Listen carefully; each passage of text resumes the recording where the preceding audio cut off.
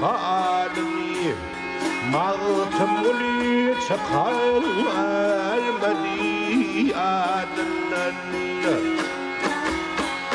يغن ثيغلي شم أقبالني ağızlar tutuştu yürüyorlar.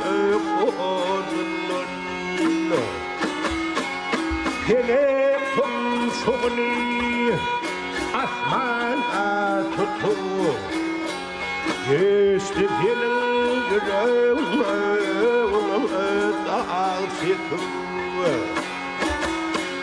Bir lale çekinle dağları akıl, dağlar paralelli yürüp odunun.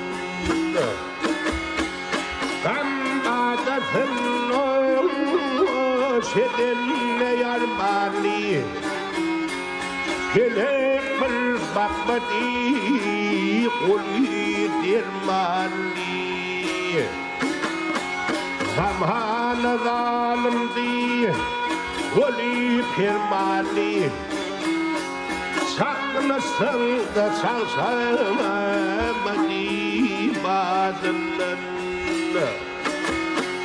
Yanın gariplerin ağır haline, yanın gülün summak bağlına. Bir sözünden tutayım dünya malına, İl-ümit gülledi senin adından.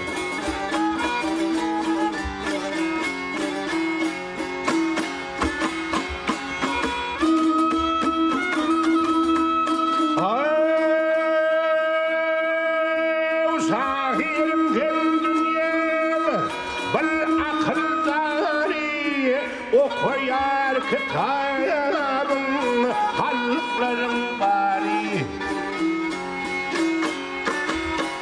gürsüzün vatırlı bu uluzari, süredi defalar senin şanına, çağır geldim minni kıyhem sana.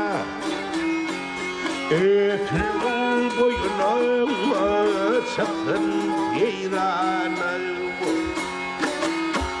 kuvvenu kul açan hürkün sana.